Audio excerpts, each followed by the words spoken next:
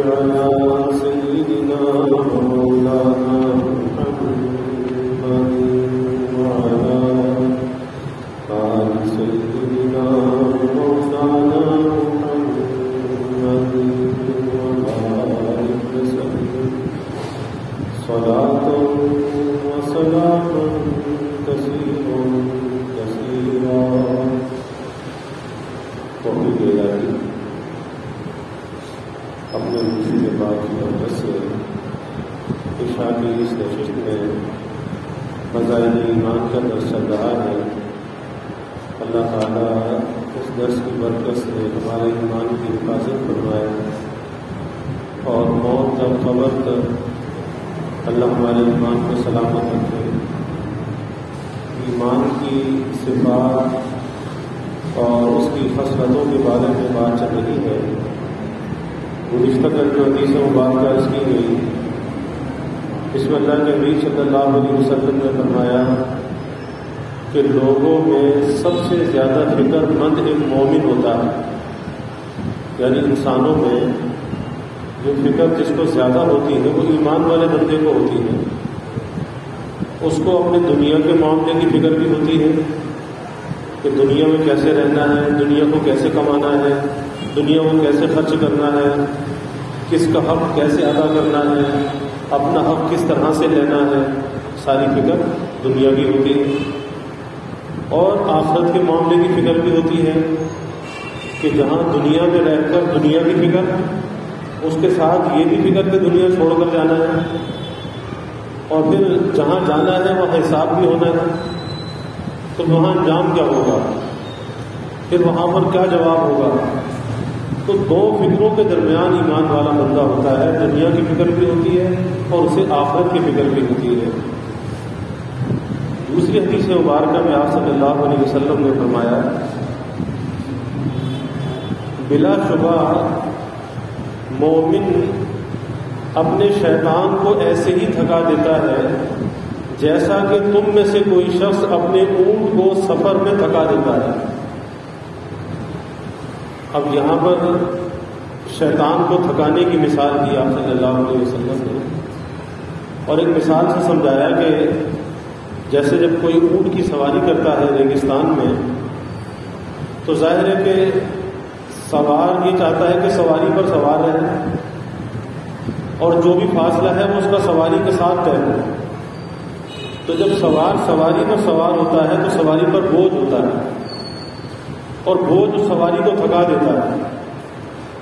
اسی طرح سے شیطان انسان کا دشمن ہے, بالخصوص ایمان والے بندے کا, کیونکہ خود تو مردود ہوا, اللہ کی بارگاہ سے نکالا گیا, اور جب نکالا گیا تو وہاں یہ کہہ کر آیا کہ آپ کے بندوں کو بہکاؤں گا. آپ تو مجھے نکال رہے ہیں لیکن اس کا بدلہ آپ کے بندوں سے دوں گا, دائیں سے بھی بائیں سے بھی آگے سے بھی پیچھے سے بھی ہر طرف سے ان کو بہکاؤں گا. لیکن ایک بات اس نے کہ الا عباد اللہ منهم المخلصین, کہ آپ کے جو مخلص بندے ہیں نا اس کو چھوڑ دیا, اس پر میرا وار نہیں چلے گا مخلص بندوں کا. تو وہ وہاں سے کہہ کر آیا تھا کہ بہکاؤں گا, اور وہ بہکانے میں کوئی کسر نہیں چھوڑتا, کوئی کسر نہیں چھوڑتا. ہر وقت انسان کے ساتھ وہ لگا ہوا ہے. شیطان ہے, اس کی ضروریت ہے. اور حدیث میں یہاں تک آتا ہے کہ شیطان انسان کے قلب سے چپٹا بیٹھا رہتا ہے, اپنی سونڈ لگا کر بیٹھا رہتا ہے. جہاں آدمی غافل ہوتا ہے وہیں اس کے دل میں گناہ کے خیالات وسوسے ڈالنا شروع کرتا ہے. اور آدمی غافل کب ہوتا ہے؟ جب اللہ کے ذکر کو چھوڑ دیتا ہے. ذکر کبھی زبان سے ہوتا ہے, کبھی ذکر فکر سے ہوتا ہے. کبھی زبان پہ ذکر نہیں ہوتا لیکن دل میں فکر ہوتی ہے, اور جب دل میں فکر ہوتی ہے تو یہ ذاکر ہے. تو یہ دل سے چمٹا ہوا بیٹھا رہتا ہے. اس کا کام کیا ہے؟ گناہ کے خیالات ڈالنا, اس کے اندر جو میلانات ہیں اسے ابھارنا.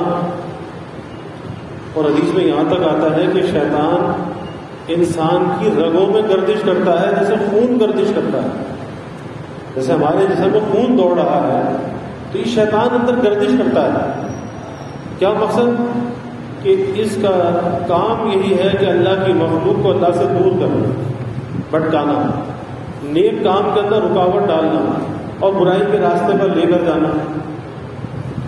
اب بہت سے انسان تو ایسے ہوتے ہیں کہ جو شیطان نے کہا فوراً مان لیا، یہ گناہ کر لیا، وہ گناہ کر لیا، کسی کو گھور لیا، کسی کو تک لیا، کسی کو زبان سے برا کہا، کانوں سے کچھ برا سنا۔ اب کیا ہے، جو شیطان نے کہا وہ کر لیا۔ کچھ ایسے ہوتے ہیں کہ کبھی مانا کبھی نہ مانا، کبھی شیطان کا کہنا مان لیا، پھر خیال آیا کہ ارے تو غلطی ہو گئی، تو نادم ہو گئے، پشیمان ہو گئے۔ تو بین زندگی، کچھ ادھر ہے کچھ ادھر ہے، کبھی مانا کبھی نہ مانا۔ اور ایک وہ اللہ کے بندے ہوتے ہیں جو شیطان کو تھکانے والے ہوتے ہیں، کہ ادھر شیطان برائی کا خیال ڈالتے ڈالتے نہیں تھکتا، اس کا کام ہی ہے نا، اور ادھر یہ اس کے خیال کو رد کرتے کرتے نہیں تھکتے، سمجھ جاتے ہیں کہ چال کس کی ہے، شیطان کی چال، اور ہر آدمی کو اس کے رنگ میں مارتا ہے۔ حضرت غوث اعظم رحمۃ اللہ علیہ سیدنا شیخ عبد القادر جیلانی محبوب سبحانی نور اللہ قدر رات کو تہجد کے لیے اٹھے تو سارا کمرہ روشنی سے بھر گیا، کمرہ روشن ہو گیا، چمک اور روشنی، اور پھر آواز آئی، کہا کہ عبد القادر تو نے بہت عبادت کر لی، بس اب تجھے عبادت معاف ہے، تجھے عبادت کی ضرورت نہیں ہے۔ سمجھ گئے، اللہ کے مقبول بندے تھے نا، سمجھ گئے شیطان ہے، مردود ہے، ہر آدمی کو اس کے رنگ میں بہکاتا ہے۔ تو کہا کہ جا مردود اپنا کام کر۔ انبیاء جو اللہ کے سب سے مقرب بندے ہیں، ان پر تو عبادت اور نماز معاف نہ ہوئی اور مجھ پر معاف ہو گئی، چل جا اپنا کام کر۔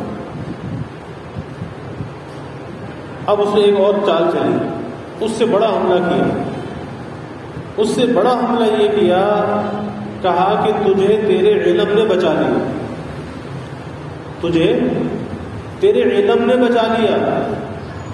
اب یہ حملہ اس سے بھی بڑا تھا، فوراً سمجھ گئے، کہا کہ جا مردود اپنا کام کر، مجھے میرے علم نے نہیں بچایا، مجھے میرے اللہ نے بچایا، میرے اللہ نے بچایا۔ ورنہ کبھی انسان پندار علم کے اندر مبتلا ہو جاتا ہے اور سوچتا ہے کہ جی میرے علم کی وجہ سے ایسا ہو گیا، تو یہ کیا ہے، علم کا پندار آ جاتا ہے، کبھی مال کا پندار آتا ہے، کبھی علم کا پندار آتا ہے، کبھی جاہ کا، منصب کا پندار آتا ہے، اور یہ سارے پندار ایسے ہیں کہ جو انسان کو پچھاڑ دیتے ہیں، پٹخ دیتے ہیں۔ یہ سمجھتا ہے کہ کوئی بڑی خوبی کی بات ہے، نہیں، اسے پچھاڑ دیتے ہیں، گرا دیتے ہیں۔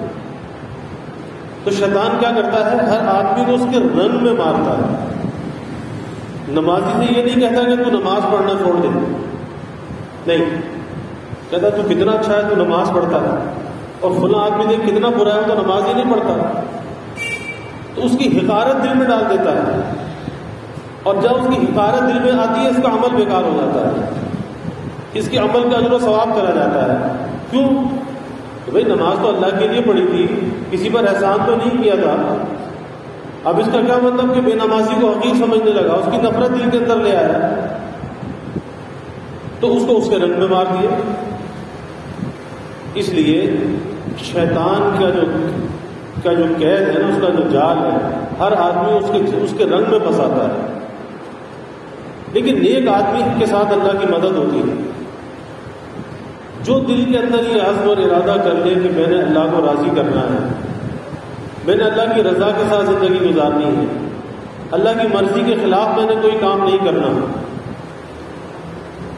تو شیطان تو بہکائے گا، خیال ڈالے گا، وسوسہ ڈالے گا، لیکن فوراً اللہ سے رجوع کر لے کہ یا اللہ میری مدد کرنا، یا اللہ میری مدد کرنا، یا اللہ میں کمزور ہوں، میں نفس اور شیطان سے نہیں بچ سکتا، تو یا اللہ تو میری مدد فرما۔ جب بندہ اپنے عجز کو، اپنی کمزوری کو اللہ کے سامنے پیش کر دیتا ہے کہ میں کمزور، میں نکما، میں ناکارہ، تو اپنا فضل فرما، اللہ تعالیٰ کی مدد آ جاتی ہے اور اللہ اسے بچا لیتا ہے۔ اب یہ بات بھی ذہن میں رکھنی چاہیے کہ بہت سے لوگ برائی کرتے رہتے ہیں، گناہ کرتے رہتے ہیں، کہتے ہیں شیطان نے یہ کام کرا دیا، شیطان نے وہ کام کرا دیا، شیطان نے بہکا دیا تو ایسا ہو گیا۔ تو یاد رکھیے کہ شیطان کے اندر یہ طاقت نہیں ہے کہ کسی سے گناہ کرانا، یہ طاقت نہیں ہے۔ شیطان تو اتنا سا کام کرتا ہے کہ ایک وسوسہ دل میں ڈال دیتا ہے، گناہ کا خیال، گناہ کا وسوسہ، اس پر یہ قدرت اللہ نے اس کو دی ہے کہ دل میں وسوسہ ڈال سکتا ہے، تو دل میں وسوسہ ڈال دیتا ہے۔ باقی اس کے آگے کا جو سارا کام ہے وہ تو آدمی خود کرتا ہے، اپنے اختیار و ارادے کے ساتھ کرتا ہے۔ اگر اس گناہ کے برائی کے خیال کو منہ ہی نہ لگائے تو پھر گناہ کہاں سے ہوگا؟ گناہ تو نہیں ہو سکتا۔ تو آدمی اسے منہ لگاتا ہے، سوچتا ہے، سوچ کر لذت حاصل کرتا ہے، ان گناہ کے خیالات کو اندر پکاتا ہے، اور پھر ترقی کرتے کرتے اندر وہ اتنی چیز بڑھ جاتی ہے کہ نوبت ارتکاب گناہ معاصی تک ہو جاتا ہے، گناہ فرضت ہو جاتا ہے۔ ایک واقعہ کتابوں میں آتا ہے کہ ایک اللہ والوں کی ملاقات شیطان سے ہو گئی۔ انہوں نے کہا کہ تو بڑا ظالم ہے، ساری دنیا کے اندر جو فساد ہے تیری وجہ سے فساد ہے۔ اس نے کہا جی میری وجہ سے کوئی فساد نہیں ہے، میں کیا کرتا ہوں؟ میں تو کچھ بھی نہیں کرتا، چلو میں تمہیں دکھاتا ہوں کہ میں کیا کرتا ہوں۔ تو ان کو ایک حلوائی کی دکان پہ لے گئے، اور حلوائی کی دکان پر جو شیرہ تھا، مٹھائی کا شیرہ ہوتا ہے، تو ایک انگلی میں شیرہ لے کر دیوار پہ لگا دیا۔ دیوار میں جب شیرہ لگایا تو چھپکلی آ گئی۔ تو ایک فوجی، ایک سپاہی کوئی مٹھائی خریدنے آیا تھا، تو اس کے پاس نہ بلی آئی، بلی نے چھپکلی پر جھپ دی، وہ بلی حلوائی کی تھی۔ تو یہ سپاہی مٹھائی خرید رہا تھا، اس کے پاس کتا تھا، کتا جو ہے وہ بلی پہ جھپٹا۔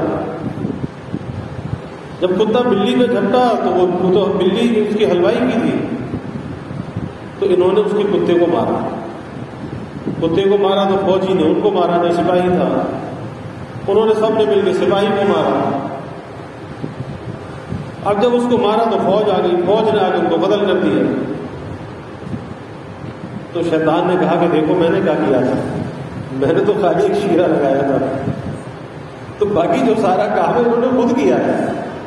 تو حقیقت یہی ہے کہ شیطان تو صرف اتنا سا کام کرتا ہے کہ ایک وسوسہ، گناہ کا خیال دل میں ڈال دیتا ہے، ارے فلاں کو بھول لے، بس یہ خیال دل میں آیا نا، اب یہ اپنے اختیار میں ہے کہ بھولتا ہے کہ نہیں بھولتا۔ اگر دل میں اللہ تعالیٰ کا دھیان ہے تو فوراً شیطان کی بات کو، وسوسے کو رد کر دے گا، نہیں اللہ ناراض ہوگا، اللہ نے منع کیا، مجھے نہیں دیکھنا، نظر کو جھکا دے گا، شیطان شکست کھا جائے گا۔ اور اگر دیکھ لیا تو کیا ہوگا؟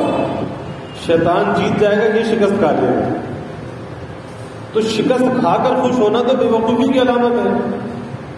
یعنی بہت سے لوگ شکست کھا کر خوش ہوتے ہیں کہ جو شیطان نے کہا وہ مان لیا، تو اسے تمہیں شکست دی ہے نا، اب تم شکست خوردہ ہو کر اور خوش ہوتے ہو۔ اور خوشی آج کے زمانے کی خوشی کیسی ہے کہ اپنی بری سے بری حالتوں کی تصویریں اور اس کی ویڈیوز وہ جو ہے سوشل میڈیا پر، انسٹاگرام پر اور فیس بک پر اور یوٹیوب پر ڈالی جاتی ہیں۔ تو شکست خوردہ اپنی شکست کی کہانیاں وہاں پہ ڈال دیتے ہیں، ان کی شکست کی کہانی ہوتی ہے نا، اور عقل بھی اتنے اندھے ہیں کہ اسے جیت سمجھ رہے ہیں، اسے کامیابی سمجھ رہے ہیں اور اسے خوشی سمجھ رہے ہیں۔ تو کتنا ہی عقل کا تضاد ہے کہ جس کام پر تمہاری آخرت میں پکڑ ہوگی، سزا ہوگی، جس کا جواب نہیں ہوگا، جس کی جس کے بارے میں کوئی انسان کوئی تعویل پیش نہیں کر سکے گا اللہ کے سامنے، اور ان چیزوں کو فخر کے ساتھ لوگوں کے سامنے پیش کرتے ہیں۔ اللہ تو گواہیوں کو مٹاتا ہے اور یہ اپنے گواہ بنا رہے ہیں، تو ڈرنے کا مقام ہے۔ تو شیطان کو تھکانا چاہیے، یہ نہیں کہ شیطان ہمیں تھکا دے، نہیں۔ اور ایک پہچان یہ بھی بیان کی بزرگوں نے کہ انسان کے اندر گناہ کے جو تقاضے ہیں وہ دو طرح سے پیدا ہوتے ہیں، ایک اس کا خارجی دشمن ہے، ایک اس کا داخلی دشمن ہے۔ اس کا جو خارجی دشمن ہے وہ شیطان ہے، جو باہر کا دشمن ہے، اور اندر کا جو دشمن ہے وہ اس کا نفس ہے۔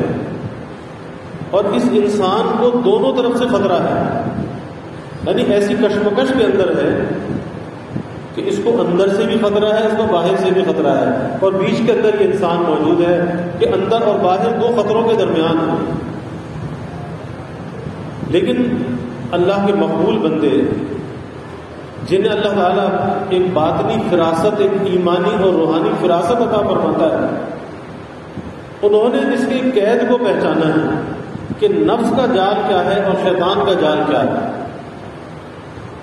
نفس کے جو تقاضے ہیں، میلانات ہیں، اس کی پہچان تو یہ بیان فرمائی کہ نفس کسی برائی کا، کسی گناہ کا خیال ڈالتا ہے اور وہ ایک خیال جم جاتا ہے۔ کسی ایک گناہ کا خیال آیا کہ یہ کام کر لیں، اب جم گیا، اب یہ کس کی طرف سے ہے؟ یہ نفس کی طرف سے۔ ایک ہی چیز پر خیال کا، دھیان کا ڈٹ جانا کہ یہ برائی کر لے کر لے کر لے، یہ نفس کی طرف سے۔ اس کا علاج کیا ہے؟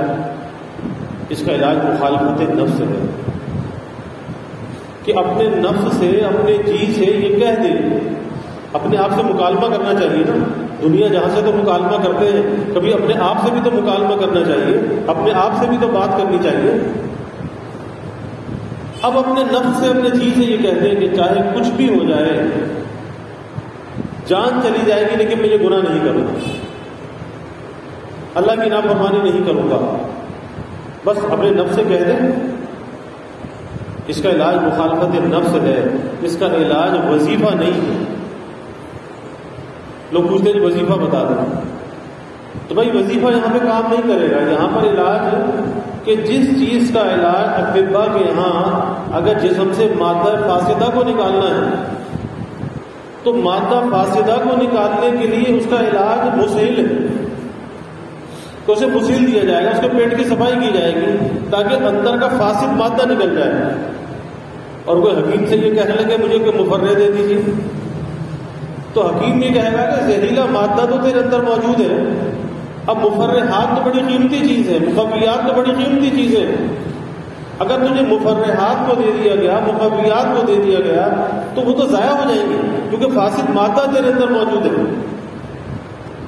اسی طرح سے جب نفس کی طرف سے خیال پیدا آیا، اب اس فاسد مادے کا توڑ یہی ہے اس کی مخالفت کرے۔ یہاں پر ذکر اللہ کام نہیں کرے گا، مخالفت نفس۔ اور جب گناہ کا خیال بدل بدل کر آئے، یہ گناہ کر لے، اچھا یہ نہیں تو پھر یہ کر لے، اچھا یہ نہیں تو یہ کر لے، اس سے کہا یہ نہیں کروں گا، اس نے کہا ٹھیک ہے چھوڑ دے، یہ کر لے، اس نے کہا یہ بھی نہیں کروں گا، اچھا یہ نہیں کرتا تو یہ کر لے۔ کیونکہ شیطان جو ہے، ایک اللہ والوں نے فرمایا کہ شیطان یہ یورپین ہے، یہ اپنا وقت ضائع نہیں کرتا،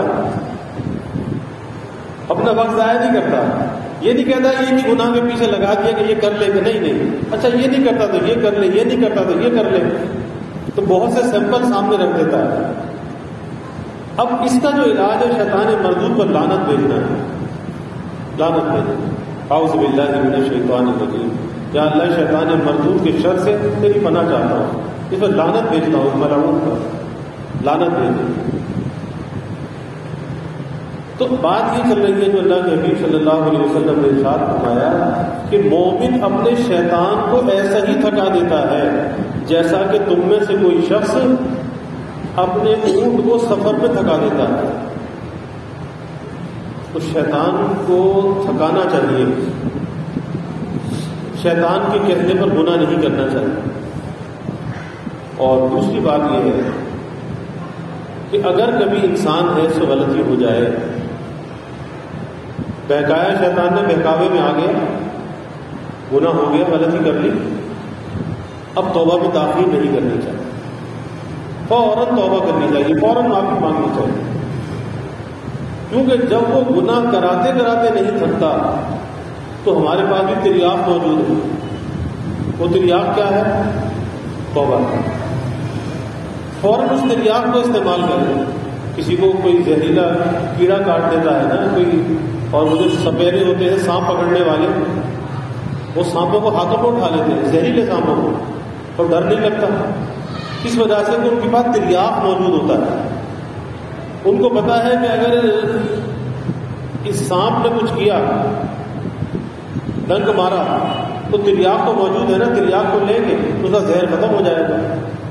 تو گناہ کیا ہے؟ گناہ زہر ہے، پوائزن ہے، اور اس کا تریاق کیا ہے؟ وہ توبہ ہے۔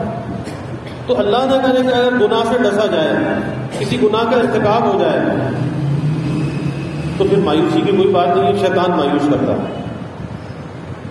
پہلے تو کہتا ہے کہ معمولی سا گناہ کر لینا، کیا فرق پڑتا ہے، کر لے، پہلے تو یہ کہتا ہے، اور جب گناہ ہو گیا تو کہتا ہے اتنا بڑا گناہ کر لیا، اب یہ معاف کیسے ہوگا؟ تو اللہ کی رحمت سے مایوس کرتا ہے، اس کی امید کو توڑتا ہے، مایوس کرتا ہے کہ اتنا بڑا تم نے گناہ کر لیا، یہ کیسے معاف ہوگا، تاکہ یہ مایوسی کے اندر توبہ ہی نہ کرے۔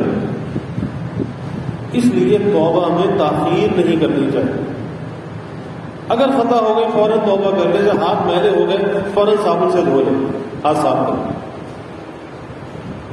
معاملہ صاف ہے، اللہ تو معاف کرنے کو تیار ہے۔ تو توبہ کے ذریعے سے توبہ کا تریاق استعمال کرنا چاہیے۔ اس گناہ کے زہر کا جو اثر ختم کرنے والی چیز ہے وہ توبہ ہے، اور اللہ ہر بندے کی توبہ کو سنتا ہے، ہر توبہ کرنے والے کو اللہ معاف کرتا ہے۔ اللہ کا دربار ایسا ہے کہ وہ مایوسی کا دربار نہیں ہے، وہ امیدوں کا دربار ہے۔ اس لیے کہا نا، باز آ باز آ، ہر آنچ ہستی باز آ، گر صد بار توبہ شکستی باز آ، ای درگاہ ماں درگاہ نومیدی نیست، صد بار اگر توبہ شکستی باز آ۔ کہتے ہیں کہ باز آ، ہر آنچ ہستی باز آ، ارے بھائی باز آ جا، رک جا، ٹھہر جا، گر کافرو گبرو بت پرستی باز آ۔ کہتے ہیں اگر تو کافر بھی ہے، بت پرست بھی ہے، جب بھی تو باز آ جائے۔ کیوں؟ ای درگاہ ماں درگاہ نومیدی نیست، یہ جو اللہ کا دربار ہے نا، یہ امیدوں کا دربار ہے، یہ نا امیدی کا دربار نہیں ہے۔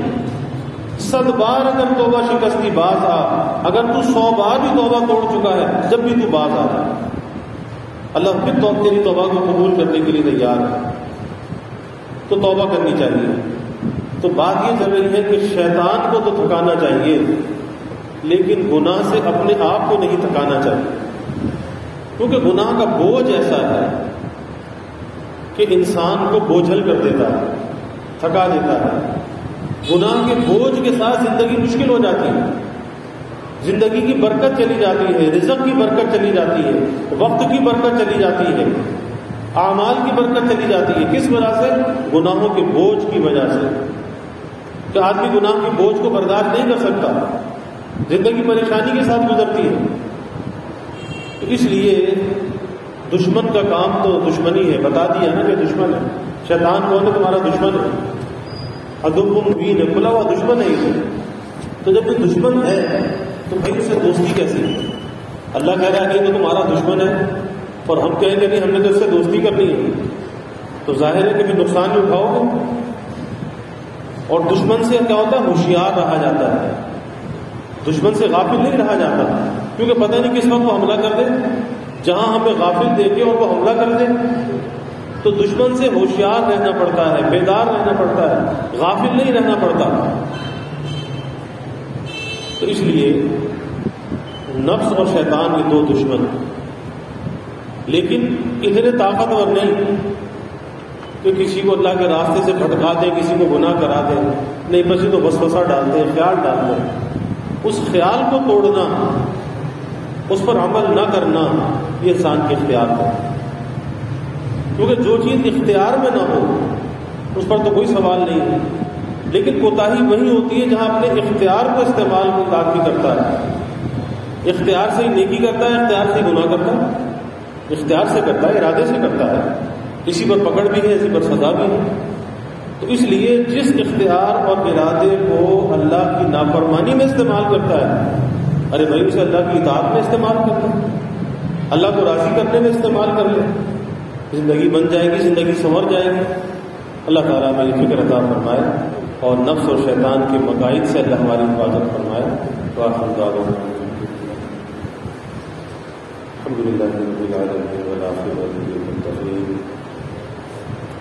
والصلاة والسلام علی اشرف الانبیاء والمرسلین اللهم صل علی سیدنا ومولانا محمد فی اوسط کلامہ اللهم صل علی سیدنا ومولانا محمد فی اوسط کلامہ اللهم صل علی سیدنا ومولانا محمد فی آخر کلامہ اللهم صل علی سیدنا ومولانا محمد كلما ذكر الذاكرين وصل علی سیدنا ومولانا محمد كلما غفل عن ذكره الراحمين اللهم لا نحصي ثناء عليك أنت كما أثنيت على نفسك اللهم إنك عفو كريم تحب العفو فاعف عنا اللهم إنك عفو كريم تحب العفو فاعف عنا اللهم إنك عفو كريم تحب العفو فاعف عنا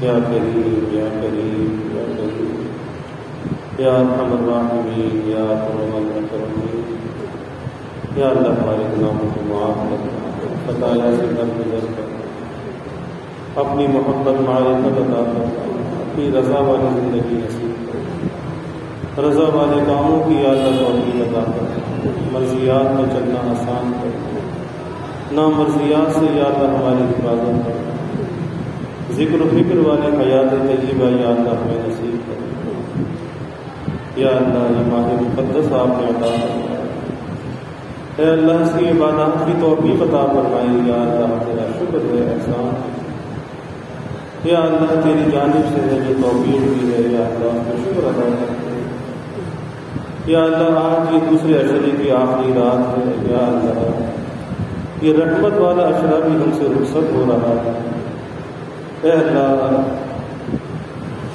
رحمت والا عشرہ بھی رخصت ہوا ہے، مغفرت والا عشرہ بھی رخصت ہوا ہے، اے اللہ تمہاری بچائیوں کو معاف کر، یا اللہ ہم کوئی ایسے کام نہ کر سکے جو رحمت والے ہوں، مغفرت والے ہوں، یا اللہ غفلتوں میں یہ وقت گنوا دیا، یا اللہ کوتاہیوں میں گنوا دیا، یا اللہ تیرے اس مہمان کی ہم سے قدر نہ ہو سکی، یا اللہ تو ہمیں معاف فرما دے، یا اللہ تو ہم سے درگزر فرما، ہماری کوتاہیوں سے درگزر فرما، یا اللہ اس عشرہ مغفرت کی برکت سے ہماری مغفرت فرما، یا اللہ مغفرت کاملہ فرما، ہماری بھی مغفرت فرما، ہمارے ماں باپ کی مغفرت فرما، ہمارے بیوی بچوں کی مغفرت فرما، بہن بھائیوں کی مغفرت فرما، دوست احباب متعلقین کی مغفرت فرما، پوری امت حبیب کی یا اللہ مغفرت فرما، یا اللہ جو آخری عشرہ آنے والا ہے، یا اللہ اس کا اعتکاف بھی آسان کر، اے اللہ ہم گنہگاروں کو،